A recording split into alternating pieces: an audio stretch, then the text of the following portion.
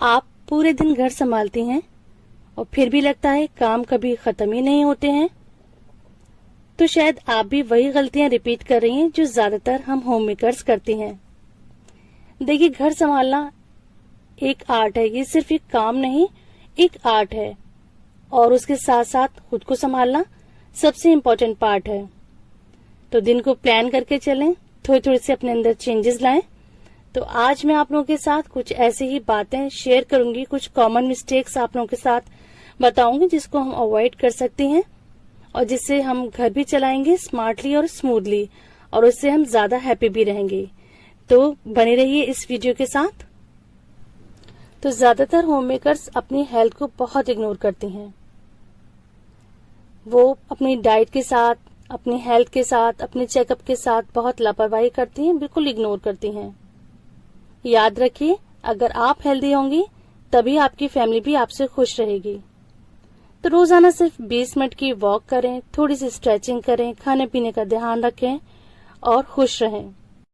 और हेल्थ अच्छी होगी तो तभी आप अपनी फैमिली की जिम्मेदारी को अच्छी तरह से निभा पाएंगे।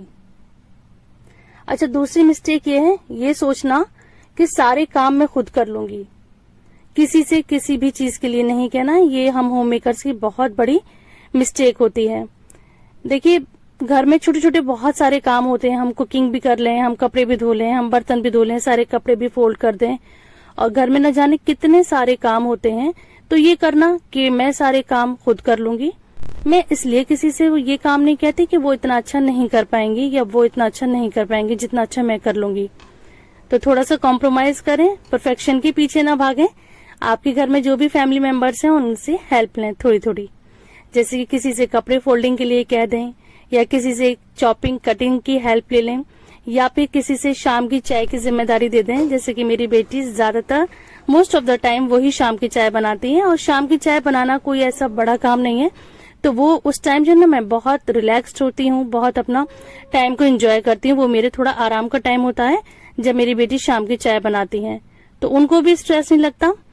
तो इस तरह के जो काम होते हैं ना, अपने फैमिली मेंबर्स को बांटें, इससे आपको भी खुशी होगी और ना लोग भी अपनी जिम्मेदारी को महसूस करेंगे कि हाँ, ये हमारी जिम्मेदारी है।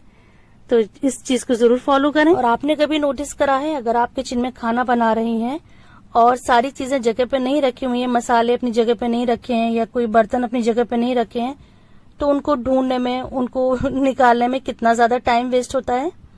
तो किचन को ना ऑर्गेनाइज रखें, उससे आपका जो टाइम है वो भी बचेगा, एनर्जी भी बचेगी। आपको ढूंढने में, उसको निकालने में अपनी एनर्जी वेस्ट नहीं करनी पड़ेगी।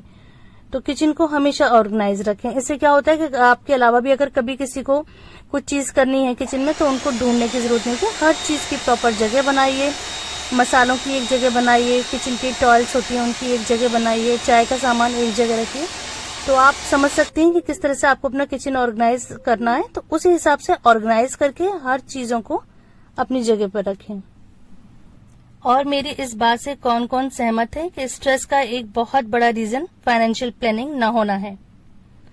देखिए, जो घर का खर्चा होता है वो तो हर कोई कर लेता है कि इतना हमारा ये अमाउंट है, इसमें हमें अपना घर चलाना है, लेकिन वो काफी नहीं है। आपने कभी कभी देखा होगा, कुछ इमरजेंसी खर्चे आ जाते हैं, जैसे कि कोई फंक्शन निकल आना, कोई शादी है, कोई इवेंट है, उसमें एक्स्ट्रा खर्च हो जाता है। कोई ऐसी इमरजेंसी आ जाती है, हेल्थ का कोई इश्यू हो जाता है, उसमें बहुत ज्यादा एक्स्ट्रा खर्च हो जाता है। तो अपने मंथली बजट के साथ साथ जो मंथली खर्चा होता है उसके साथ साथ ना आदत डालें सेविंग करने की। से अच्छे, और ये खूबी ना अल्लाह ताला ने, मैं समझती हूँ, औरतों के हाथ में ही दी है। औरतें बहुत अच्छी तरह से सेविंग कर सकती हैं। तो अपनी सेविंग की आदत को बढ़ाइए, सेविंग ज्यादा से ज्यादा करिए। इमरजेंसी फंड का कोई डिब्बा बनाइए, जिसे देसी लैंग्वेज में कहते हैं गुल्लक। तो गुल्लक बनाइए, बहुत ज्यादा हेल्पफुल रहती है ये चीज। तो आदत डालिए इमरजेंसी फंड की और सेविंग करने की, तो ये ना आगे बहुत ज्यादा यूजफुल रहती है। और इसे करने से जब हमारे हाथ में एक अच्छा अमाउंट हो जाता है ना, तो सारी स्ट्रेस खत्म हो जाती है, बिलीव मी। अच्छा, जब भी आप ग्रोसरी लिस्ट बनाएं ना, बहुत ध्यान से बनाएं, बहुत अच्छी तरह से चेक करके बनाएं। ऐसा ना हो कि आपके पास वो चीज रखी हुई है और आप दोबारा मंगा लें। तो ओवर स्टॉकिंग से भी बचें, अंडर स्टॉकिंग से भी बचें। मतलब बहुत ध्यान से लिस्ट बनाइए। एक तो मैं कहती हूँ कि ग्रोसरी की लिस्ट बनाने की आदत डालिए, और जब भी लिस्ट बनाती हैं बहुत ध्यान से बनाइए, चेक कर लीजिए अपनी पेंट्री कि उसमें क्या सामान है, किस चीज की जरूरत है। क्योंकि जब एक्स्ट्रा सामान आ जाता है ना, तो आजकल सबके घर तो ऐसे हैं कि उसको फिर रखने की एक बहुत बड़ी टेंशन हो जाती है, ये चीजों को कहाँ हम रखें, और फिर रख भी देते हैं तो उनको खराब होने का, उनके एक्सपायर होने का डर रहता है। और कभी कभी ऐसा होता है कि हम लापरवाही में वो चीज नहीं मंगा पाते हैं, क्योंकि लिस्ट हमारे पास होती नहीं है। बस जो जो दिमाग में आता है जल्दी जल्दी से उस सामान को हम ऑर्डर कर देते हैं या मंगवा लेते हैं। तो लिस्ट बनाने की आदत डालिए और अच्छे से चेक करके, तो उससे क्या होगा ना, आपकी जो स्ट्रेस है वो बहुत बहुत हद तक कम हो जाएगी। रूटीन में फ्लेक्सिबिलिटी ना होना, ये भी एक स्ट्रेस का बहुत बड़ा रीजन है। वैसे तो कोशिश करनी चाहिए कि हमें सारे काम टाइम से करने चाहिए, एक हमारे माइंड में एक प्लानिंग होनी चाहिए, बिल्कुल होनी चाहिए। लेकिन कभी कभी ऐसा होता है कि हमारे रूटीन से थोड़ा आगे पीछे हो जाता है।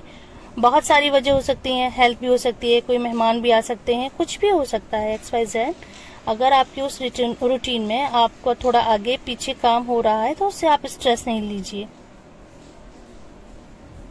और इसी पॉइंट से रिलेट है दूसरा पॉइंट, जिसमें है कि सेल्फ गिल्ट का शिकार होना। सेल्फ गिल्ट का मतलब है कि हर वक्त अपने में कमी ढूंढते रहना, कि मैं एक अच्छी माँ नहीं हूँ, मैं एक अच्छी हाउसवाइफ नहीं हूँ, मैं घर अच्छी तरह से संभाल नहीं पाती, वो मेरी दोस्त हैं वो तो बहुत अच्छी तरह से करती हैं, वो मेरी बहन है उनका तो हर वक्त घर इतना साफ सुथरा रहता है, वो तो बहुत अच्छा खाना बनाती हैं, वो तो बहुत अच्छी तरह से बच्चों की केयर करती हैं। तो ऐसा नहीं है, हर किसी के काम करने का अपना अपना तरीका है। अगर वो किसी चीज में अच्छी हैं तो जरूर आप भी किसी न किसी चीज में बहुत अच्छी होंगी। बस जरूरत है अपने आप को टटोलने की, अपने आप को ढूंढने की।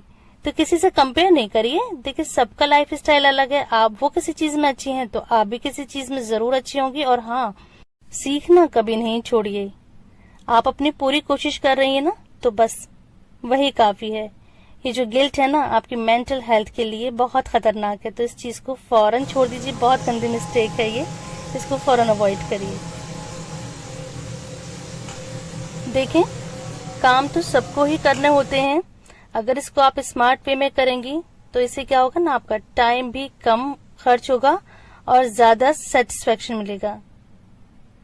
तो अब अपने दिन को ना किसी प्लानिंग के साथ शुरू करिए, एक अच्छा सा प्लान बनाइए, उसके हिसाब से सारे काम करिए। फिर देखिए आप भी शाम को कहेंगे कि आज तो मैंने बहुत सारे काम कर लिए, और आप अपने अंदर एक पॉजिटिव एनर्जी भी फील करेंगी। और अगर आप इन मिस्टेक्स को अवॉइड कर देंगी तो आप दिन भर ज्यादा प्रोडक्टिव रहेंगी, फुल ऑफ एनर्जी रहेगी, घर भी आपका स्मूथली चलेगा और आप ज्यादा खुश रहेंगी।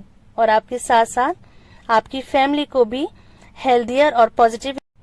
तो मैं समझती हूँ इन जो मैंने कुछ पॉइंट्स आपके साथ डिस्कस करे हैं, इससे आपको कोई ना कोई हेल्प जरूर मिली होगी। और अगर आपके अंदर कोई इसमें से आदत थी, आप भी ये मिस्टेक करती थी, तो इसको फौरन अवॉइड कर दीजिए। और ये वीडियो आपके लिए हेल्पफुल रही होगी। अगर वीडियो आपको थोड़ी सी भी हेल्पफुल लगती है तो इस वीडियो को लाइक करिए, अपने फ्रेंड्स के साथ, अपने फैमिली मेंबर्स के साथ इस वीडियो को शेयर करिए। अच्छा, साथ ही मैं बताती चलूं कि मैंने यहाँ पे बनाया था कढ़ाई पनीर और उसके साथ बनाया था आलू कीमा। और आज मैंने सूट भी स्टिच करा था, उसकी आपको मैंने फाइनल रिजल्ट दिखाया है। इससे पहले वाली वीडियो में मैंने इसकी स्टिचिंग करते हुए भी दिखाया था। और उसके बाद बनाया था मैंने टी केक। तो मैंने टी केक में बनाया था मार्बल केक। इन सब केक्स वगैरह की रेसिपी मैं अपने बाकी जो मेरे व्लॉग्स हैं उसमें शेयर कर चुकी हूँ। आज मैंने फुल रेसिपी शेयर नहीं करी है, सिर्फ दिखाया था कि मैंने टी केक बनाया था, वो भी मार्बल केक बनाया था। तो इस तरह से ना ज्यादा से जो हमारा डेली का काम होता है उससे हटकर भी मैं कुछ ना कुछ करती हूँ। उससे क्या होता है कि मुझे स्ट्रेस मेरा बहुत कम हो जाता है।